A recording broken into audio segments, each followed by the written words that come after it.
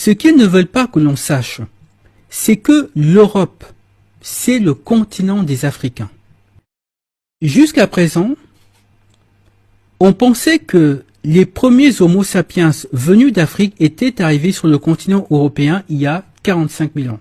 On a maintenant la preuve qu'il y a 54 000 ans, les Africains vivaient déjà sur le territoire français. C'est la grande découverte, la très grande découverte, et de surcroît sur le sol français, de celle qui chamboule tout et nous oblige à repenser la grande histoire du peuplement européen. Qui, voici encore 10 jours, connaissait la grotte Mandrin au cœur du Tricastin, et dont le nom rappelle le possible passage du fameux contrebandier du XVIIIe siècle. Aujourd'hui, unanime, toute la presse mondiale l'évoque, puisque cette cavité de la Drôme est désormais l'étonnant témoin de la première arrivée d'Homo sapiens, il y a environ 54 milliers d'années. C'est vertigineux. La découverte est énorme puisque la présence de l'homme moderne en pleine terre néandertalienne bouleverse de près de 10 000 ans toutes les chronologies du paléolithique européen. Les Homo sapiens blancs, à cette époque-là, n'existaient pas. Ils ne vont apparaître qu'environ 50 000 ans plus tard. Ils vont apparaître en Asie, car les Blancs, il faut le savoir, ne sont pas des Européens, ce sont des Asiatiques. Et quand ils vont arriver sur le continent européen, il y a environ 4000 ans, ils vont commencer par un génocide. C'est le génocide des Yamnaya. Ces Yamnaya sont décrits comme le peuple le plus meurtrier de toute l'histoire de l'humanité. Et les populations européennes qu'ils vont massacrer, ce sont justement ces Noirs installés sur le continent depuis plus de 50 000 ans. Et les Européens blancs aujourd'hui sont les descendants de ces Yamnaya. Ils ne sont pas laissés de traces écrites parce que justement ils ne connaissaient pas l'écriture. Les Européens d'alors non plus n'avaient pas d'écriture. Il n'y avait d'écriture qu'en Égypte et en Mésopotamie à cette époque. Mais par contre, ils ont laissé une trace encore plus indélébile. Ils ont laissé leur gène. Et vous et moi, en France, avons 35% environ de gènes qui proviennent d'une ascendance Yamnaya. 35% c'est gènes. Énorme. C'est énorme. C'est énorme. Et comment est-ce qu'ils ont fait pour que j'ai, juste 5000 ans après, 35% de gènes Yamnaya? Alors, ce que pensent les chercheurs, ça n'a pas dû arriver ça devait pas être pareil partout en Europe, mais certains chercheurs pensent qu'ils ont dû un peu zigouiller tous les individus masculins. Tous les mâles. Tous les individus masculins, effectivement. Et ça se voit sur le chromosome Y.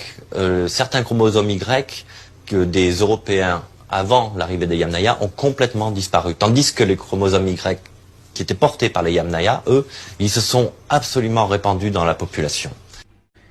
Donc, ils tuent les hommes et ils engendrent avec les femmes noires une descendance métissée.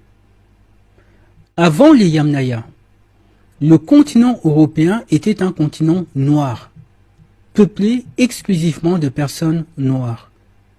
Après l'invasion des Yamnaya venus d'Asie, l'Europe va devenir un continent métissé.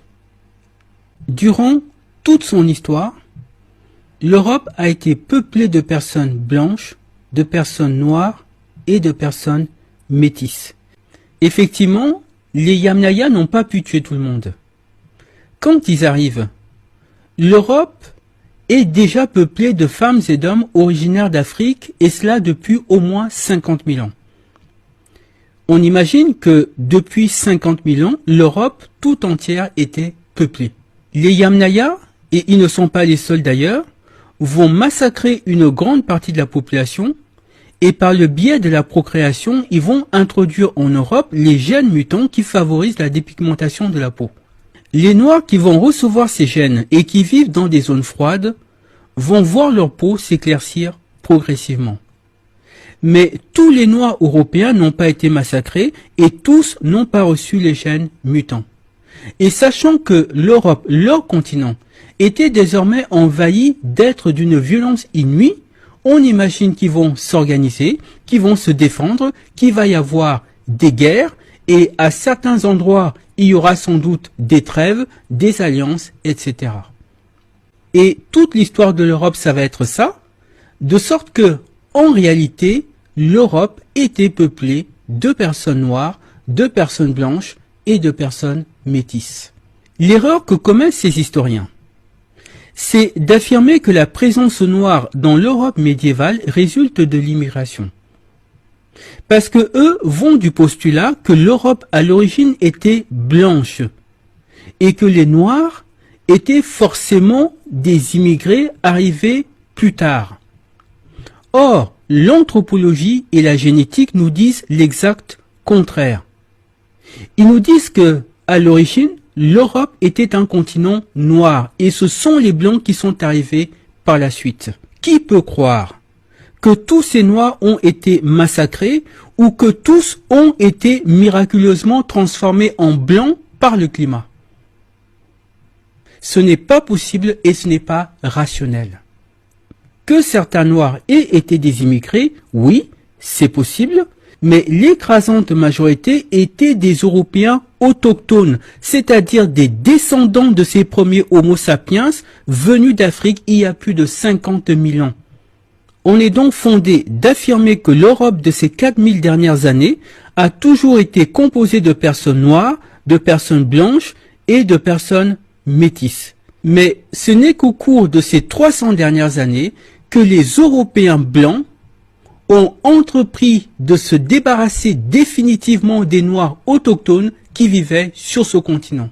Ils ont profité de l'esclavage pour faire un nettoyage ethnique sur le continent en massacrant certaines populations et en expédiant d'autres dans les colonies américaines.